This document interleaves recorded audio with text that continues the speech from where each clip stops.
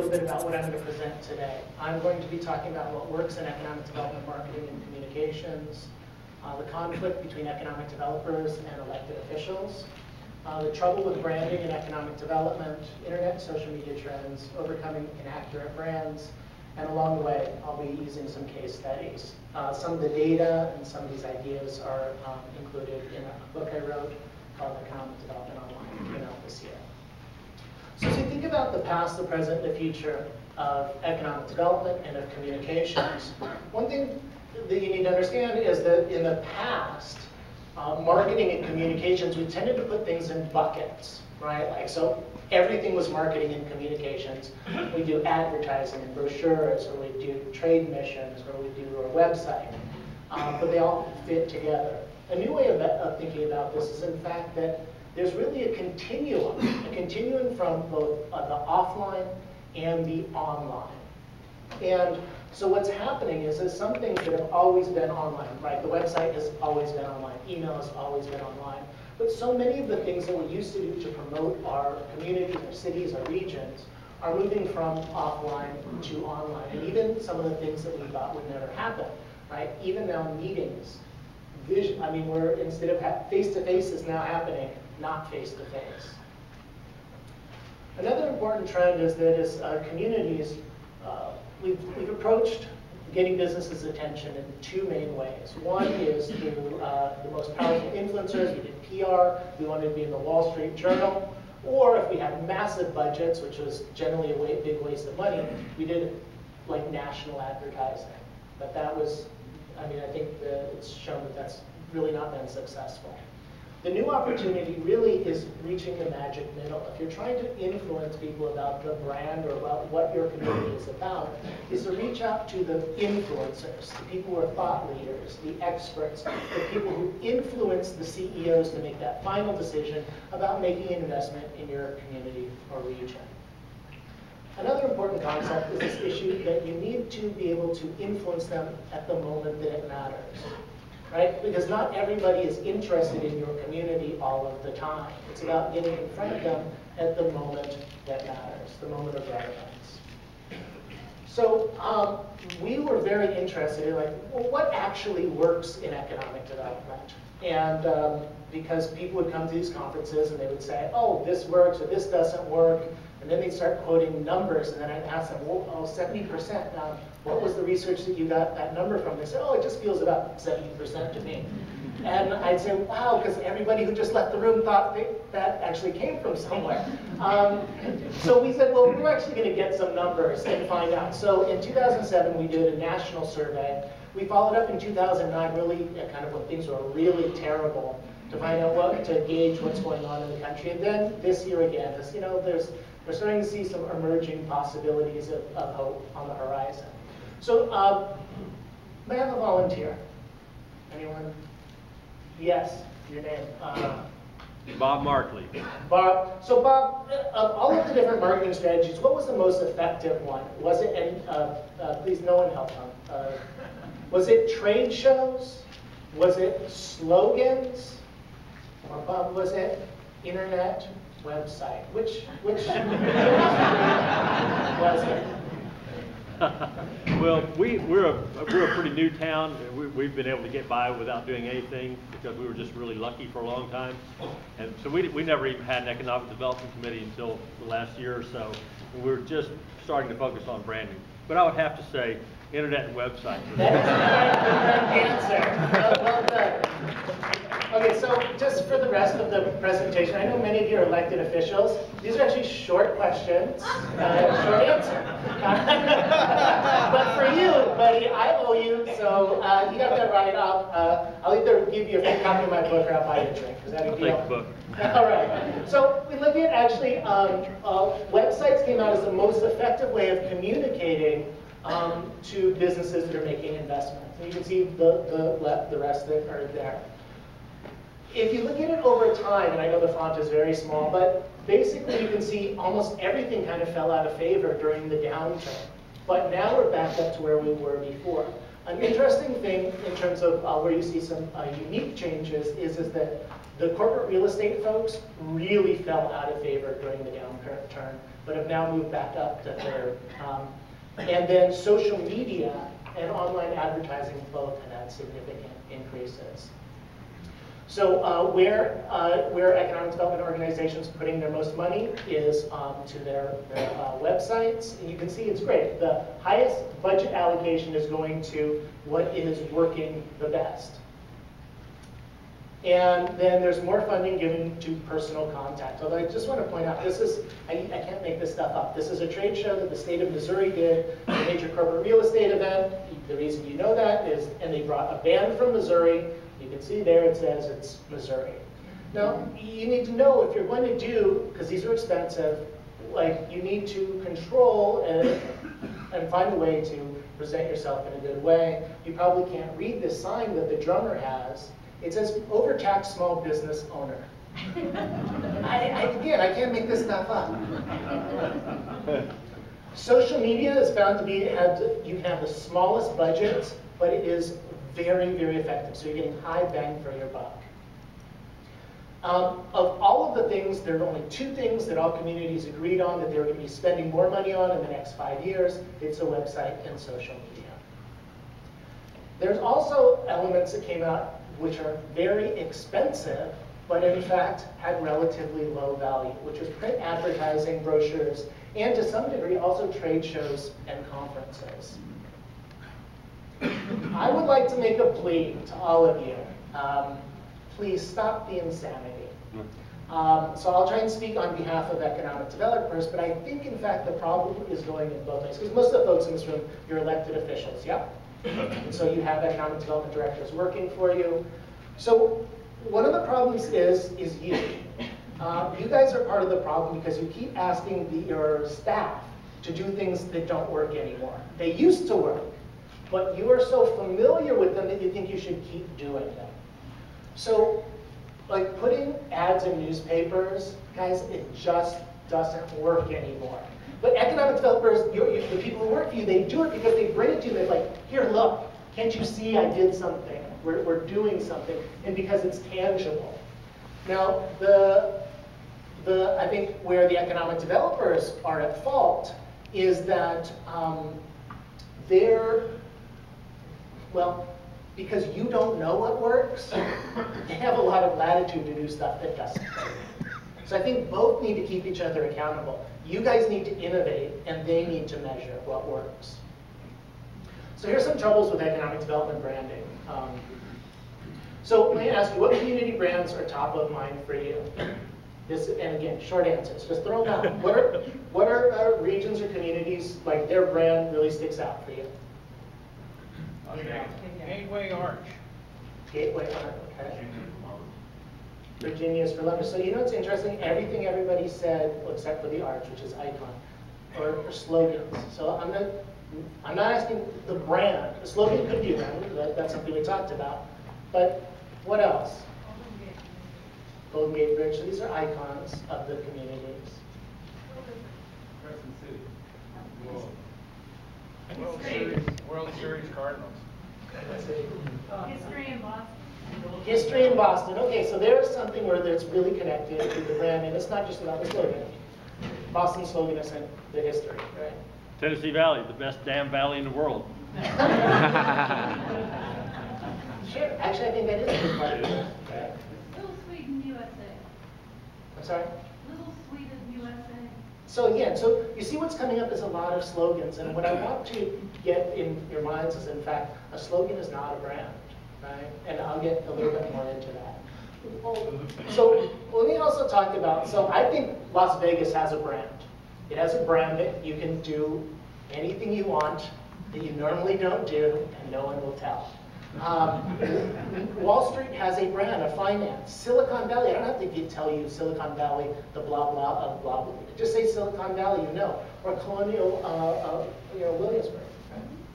So, but there's problems associated with this, and I've talked to economic developers in Las Vegas, and when they're talking to businesses, everybody thinks, oh, just partying, nobody's actually going to get serious business done there, when in fact, that's not true. So we've got to address this issue. How do we overcome these brands that may be misperceptions? So Another issue for economic development organizations is they don't have the budgets that tourism has. So tourism really drives what the broader audience thinks about the community.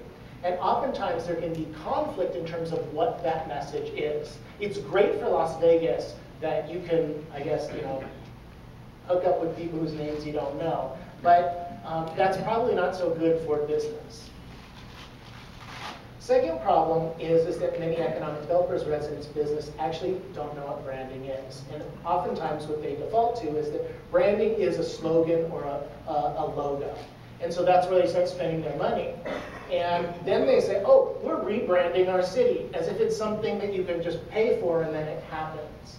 Well, a brand is a promise. It's something that you know to be true, and then when you go there, that's what you experience. If you go to Silicon Valley, I assure you, it is about high technology. If you go to Boston, I assure you, you're going to be able to experience history there. Anyone here from Illinois? So this is an advertisement, so I'm going to talk about advertisements and slogans.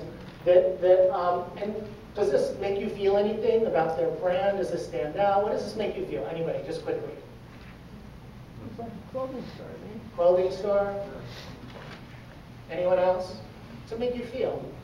Nothing. Nothing?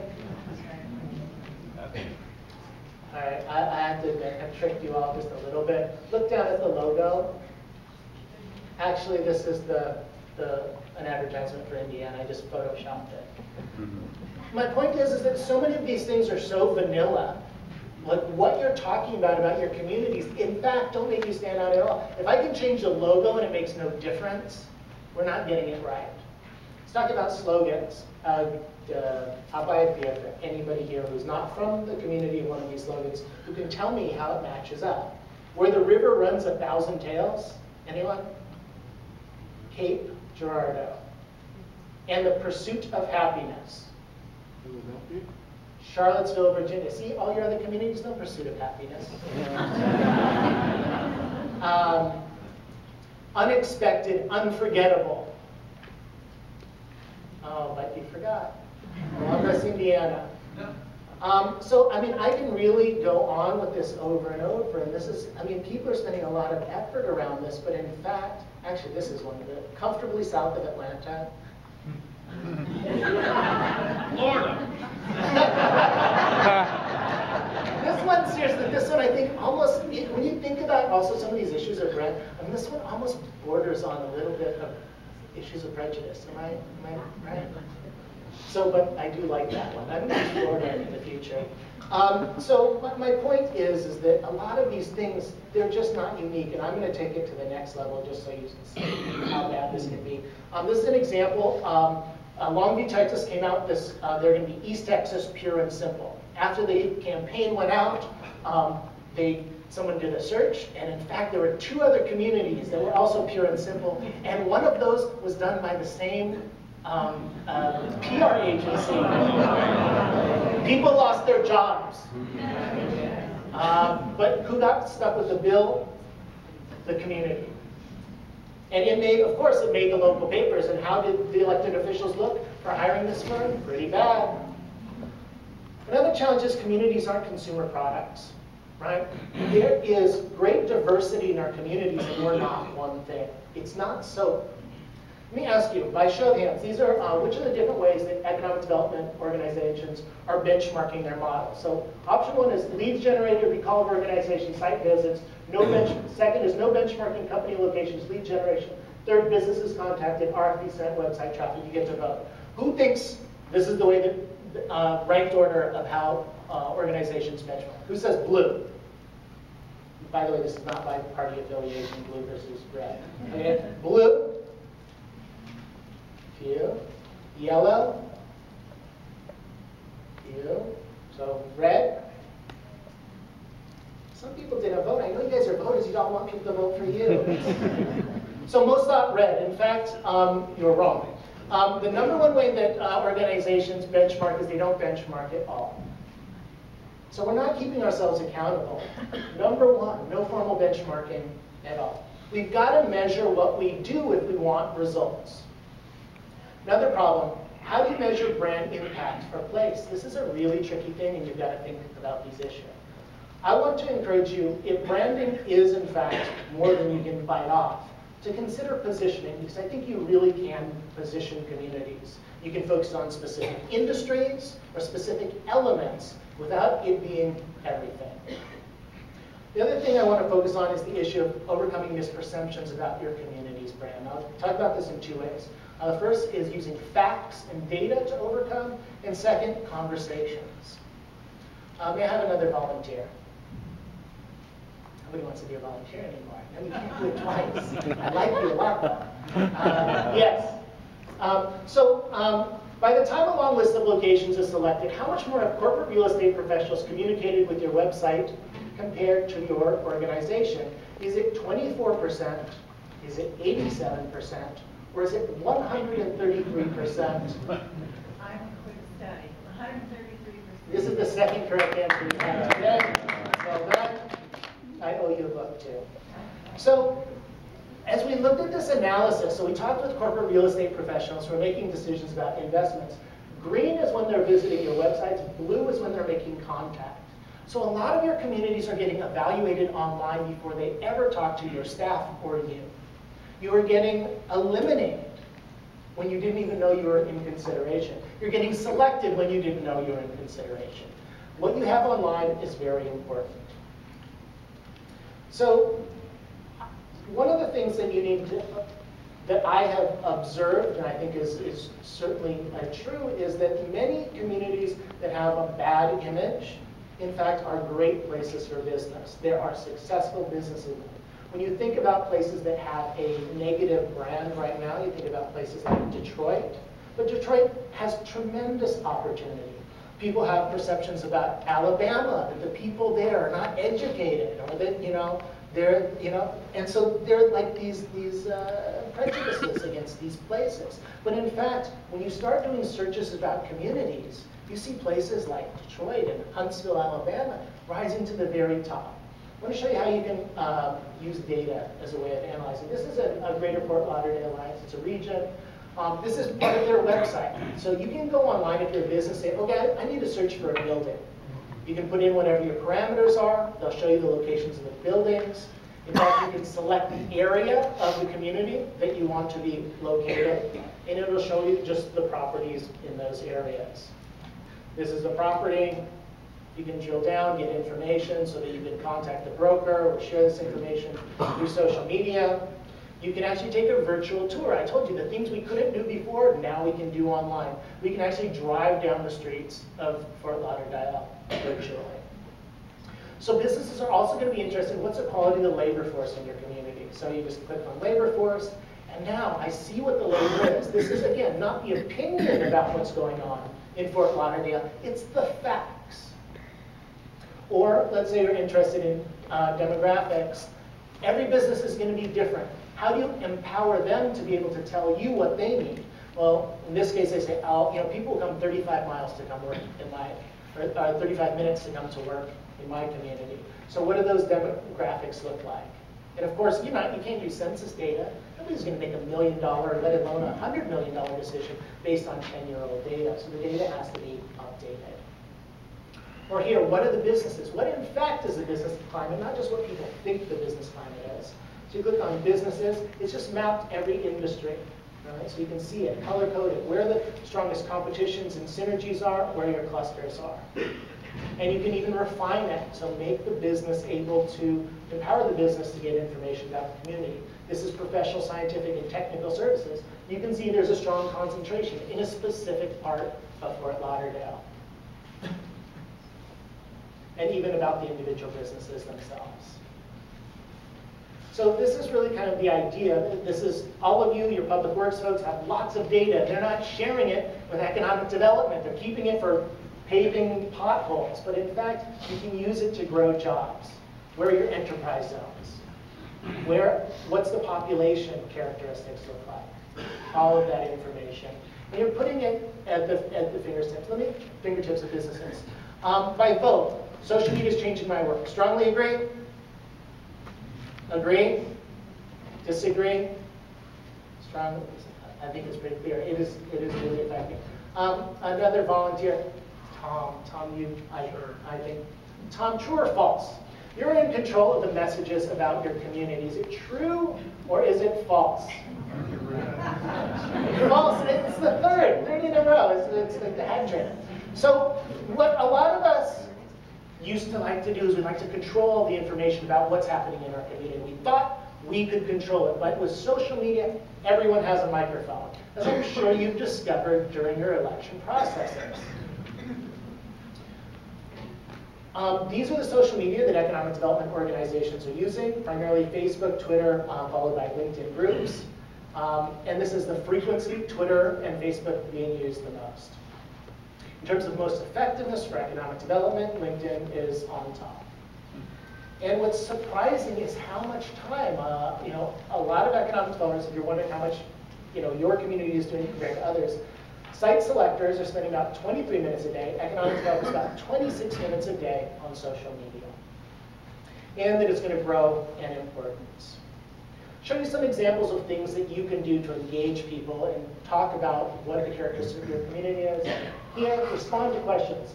Someone asks, what are business missions? What do you do? Like their priority. Well, why is Bill going to these places? So here's an opportunity to say they allow us to meet with companies. You're engaging your local community so they understand what you're doing. Also, if you want to be able to communicate to businesses, give them the opportunity so they can sign up, so you can send them more information. Another example, now with on Facebook, you can add the demographics of your community and even property search. This is on LinkedIn. How many of you have a profile for your community on LinkedIn? Every one of you should. Every one of you should. And it's so simple. You go to this button where it says company's home, you just need to think of your community as a company. If you're targeting industries, there is a group for everything you want to reach. If you want to brand your community, go to the places where the experts are and tell them why your community is great and engage them and show them your expertise. We also tell you what not to do. This made the Today Show. There's an economic developer that tweeted that it was Friday afternoon and that they're going to heading out to golf. They're observing summer hours, I guess. It made it to the Today Show, and an economic developer lost her job. But the backlash from the community was really real in the local paper and online. Basically, they said, what is economic development a seasonal activity? And is this how we should use our taxpayer dollars? So a lot of criticism about that. I'm also going to give everybody who goes a free copy of the book. I want to close with last thoughts. I'm a preacher's kid, I'm a PK. And so my last thoughts are, in God we trust, all others bring data. Thank you.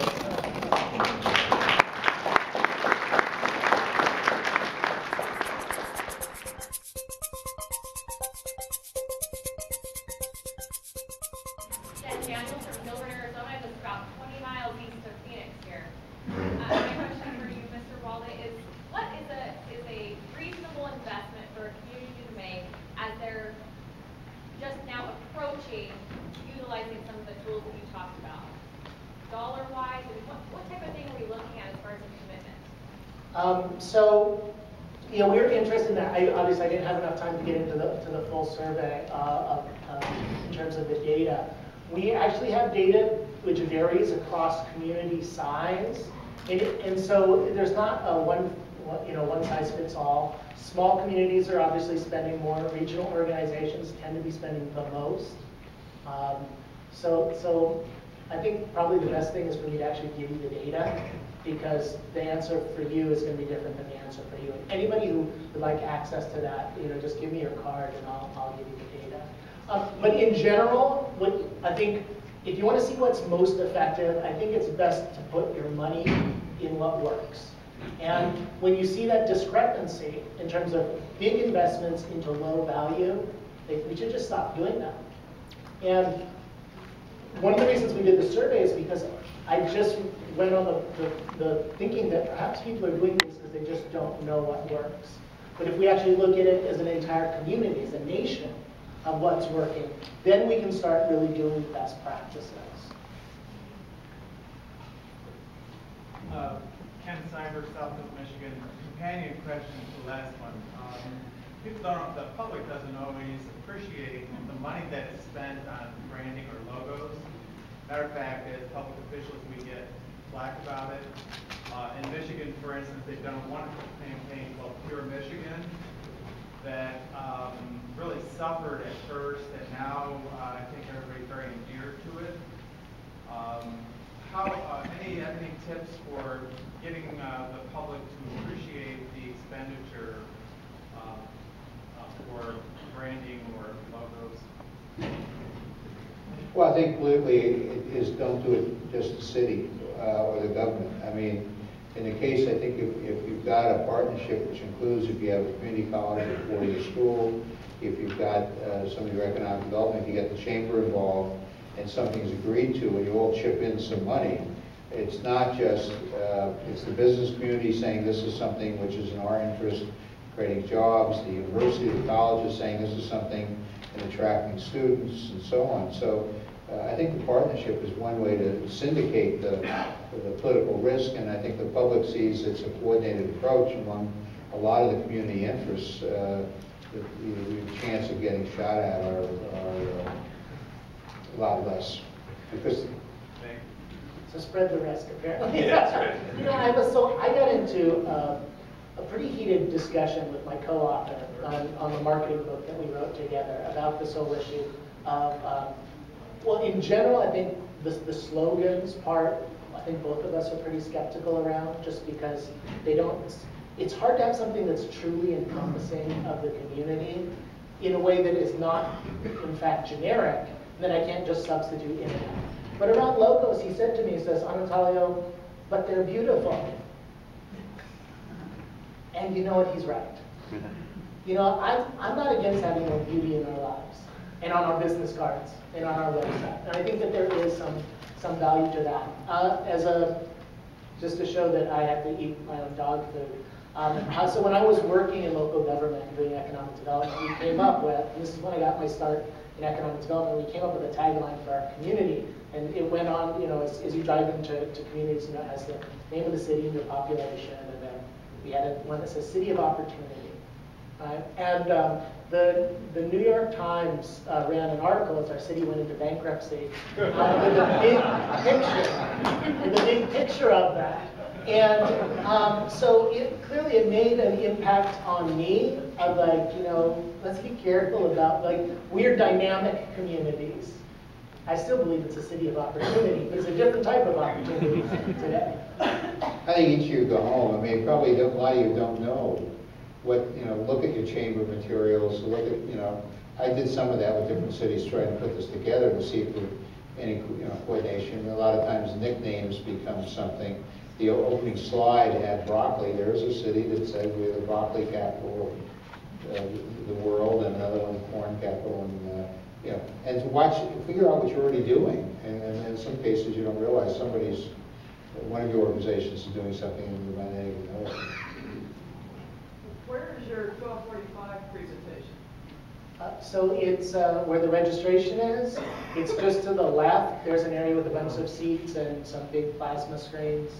I think it's where the book signing from the guy from the TV show was last night. Third floor, second floor? Third floor. Cheryl, you are from the city of Hopkins, Minnesota. We're just starting to dabble in social media. We have Facebook, and they will have the LinkedIn profile when I get home. And Twitter, I was wondering, we do have a city website, but we also have a website we did in coalition with our chamber, and we rebranded. It's Live, Work, Play, Think Hopkins. And I was wondering how effective it is on Twitter to develop a hashtag that connects you to your website. So if we did like a hashtag Think Hopkins and try to spread the word, if you tweet about Hopkins at all, that's positive. Use this hashtag, get your employees and stuff to all do the same thing. Is that effective or not? So hashtag in Twitter is for basically subjects that are trending, so things that are popular. I don't think your website's going to be so popular that it's going to trend, so I would advise against that. What you should do as you're tweeting is to put hashtags into subject matter that you want other people to notice. So for example, if you were targeting biotech, you would want to put out some information, hashtag biotech. Or for economic development, a lot of people use hashtag econdev or hashtag economic development. But this is a way to get people who don't know about what you're talking about, getting yourself in front of them because they're following a specific topic. So yeah, I would. You can put links within Twitter to send people back to your website, but I wouldn't create a hashtag for your website. Quick process note, Katie McConnell, who's in the back there, who's done a lot to set this whole thing up, will also give you slides, either the slide presentations, if you just leave a card with her at the back. Parish Lines, Good Arizona, talked about, you can't brand communities like products, but yet you gotta recognize that communities are dynamic. So how vigilant do you have to be? Because if your city, the older it gets, it's gonna have more opportunities for branding, whether you control it or not. How do you manage that? This is a question about how you manage branding as the city becomes more complex. Yes. Well, I think my perception is in our area, and we're complex, our area has 83 cities and 4 counties and 3 ports and 5 universities. But the trick is, as much as you can, it's going to be messy, whether you like it or not. But the trick is, if you get the bigger players around the table, the ones who are doing the marketing and the outreach, and can get some agreement among them, our basic materials in the kit, try to integrate the marketing of tourism, students. We work with Study Washington, which is the marketing organization there, the ports, and so on. And they're all part of coming together to come up with something that kind of works for all of them. Then you can potentially at least get a hunk of your community that's doing the outbound marketing and creating the image to be on the same song sheet. I mean, there's always going to be somebody who wants to, do their own monument and do their own stuff. Don. Thank you. Don Rosen, Deputy Mayor, Sunrise, Florida. Although our city has the 2nd largest tourist attraction in the state of Florida, we host a National Hockey League team, and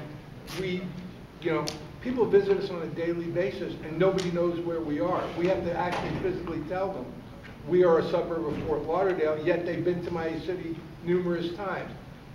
We don't know, we just started the discussion on branding. We don't know whether we need to hire a marketing firm or how we go about really putting our own stamp on our city so that people really know they're in our city. So I have a very tactical strategy for you. One of the first projects I had when I was doing local economic development, our city guaranteed the financing for an amusement park. They defaulted. I never thought I'd be running an amusement park in economic development. But one of the things that was pretty good, even after there was a transition, is that at that park, they basically have the city's logo on the garbage cans and in some of the other elements, so people know where they are. So if you have a good relationship with that amusement park, maybe there's opportunities to get folks educated. Not an amusement park. It sounds strange. It's a mall. It's a mall that draws 29 to 30 million visitors every single year religiously. And although we try to get our name out there, people go, oh yeah, we're in Fort Lauderdale or we're in South Florida, and it drives our council crazy. So I would say at the local level, still you should probably continue to do that.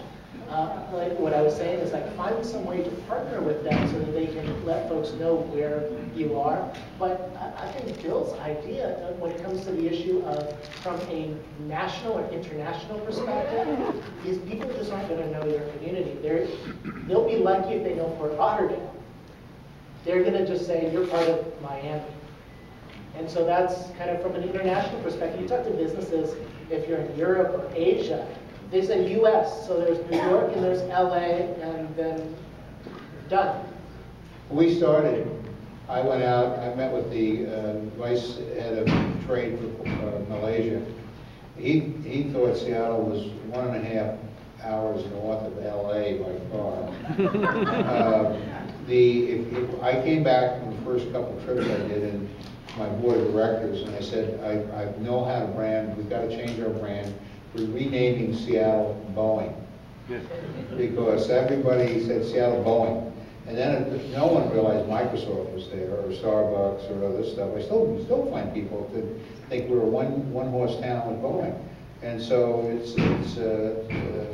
it's hard when you're in a metro. I mean, you're going to have to, what's the name of the shopping center? It's called Sawgrass Mills. Progress? Sawgrass Mills. It's actually was owned by the Mills Corporation, now owned by the Simon Corporation.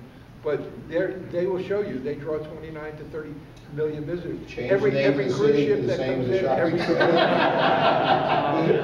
It's like us, we're going to change it to Boeing. I think it's hard when you're in a metro, and the way to do it is somehow try to play off with your, depends if you, where you're marketing to. If you're marketing internationally, trying to bring tourists or people in or students in, it's one thing, you really got to play off the metro. If you're talking within the region and Florida, then you have may have a whole different approach. You may want to have not so much multiple brands, but at least different strategies depending on who the audience is. To piggyback with that, have you felt in metros and stuff like that, where people have made their bridges and overpasses all different, like very unique compared to all the others? So you know when you go through their city line, has that been effective?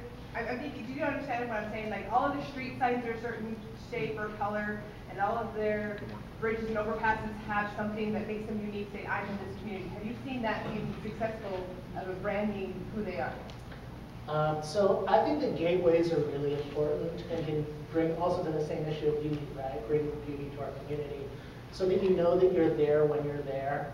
I can show you a series of slides of communities, and you would never know where they are. So I think the idea of gateways. On the freeways, I don't know. I mean, I think the laws are different. Oftentimes, the freeway folks don't want anything that distracts people's eyes, so they don't crash into other cars. Because there was a big statue that was created across the bay from where I live in the city of Berkeley, and had this big monument toward free speech. And people looked at it, and I think there were some accidents, and so they had to push it to the side. But I really, frankly, I love the idea that you're bringing up, which is like, how do you define that you're in a place when you're in a place, or you're entering it? Yeah, that's what I was thinking of an answer to your question. So everything, you find out what your theme is, and you keep it on everything, so they know when you cross from one city to the next, that you're in a different community. And that'll work for the area. The main thing, the other side of it is, how do you get people, if they're marketing and want people to come, how do they differentiate the place if they're marketing in other parts of Florida or the Southeast, and that becomes a different issue. Once you get them there, I think it's a terrific idea to have a theme to the city if you can do it.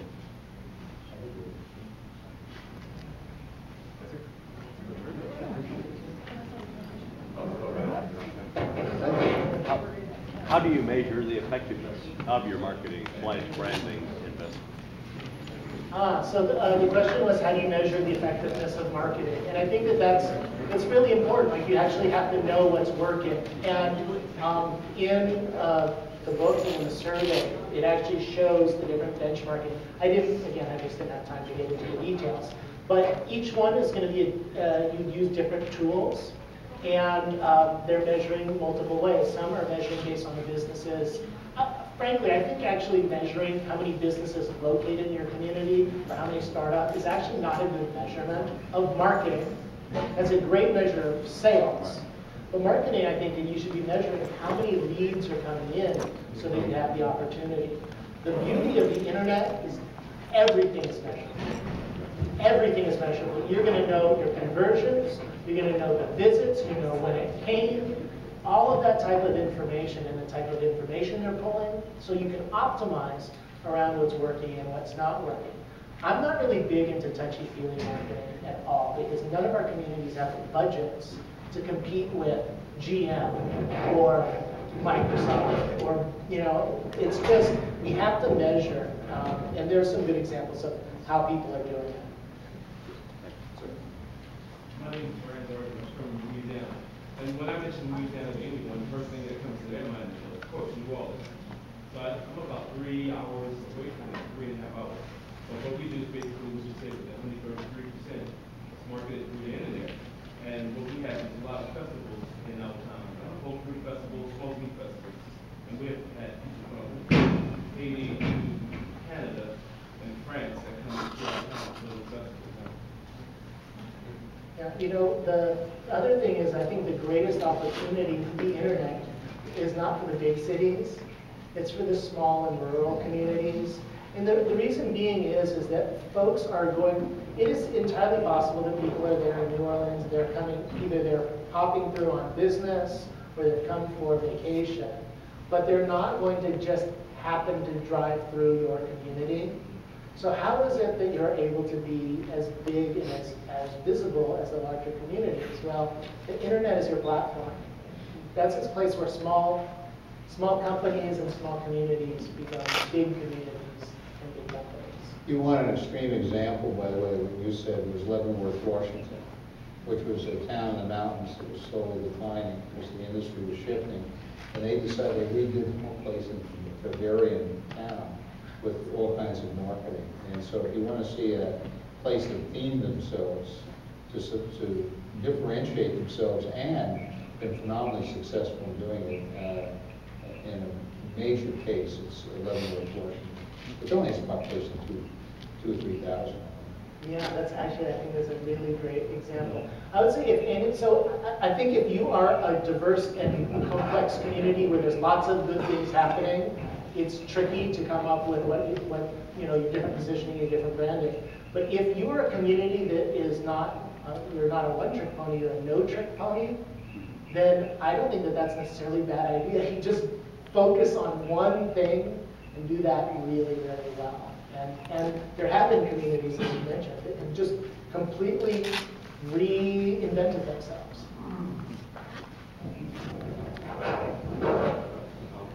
Craig Summer from South Dakota. And a follow-up to that question, I've been trying to figure out how to ask.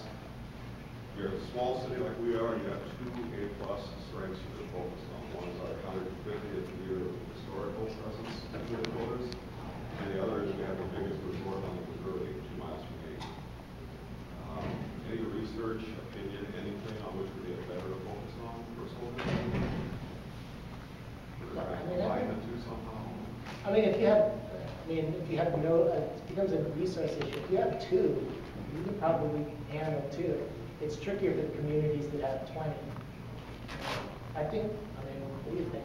I think with 2, you could focus on them. Try to combine both to the same story. Well, you might be, but they might be to completely different audiences, right? So they don't, I'm just skeptical of slogans, period. I think that, you could have one for one event and one for the other, but for communities, I think we're more interested than just one thing that is generic. Any more questions? Will you join me in thanking our presenters?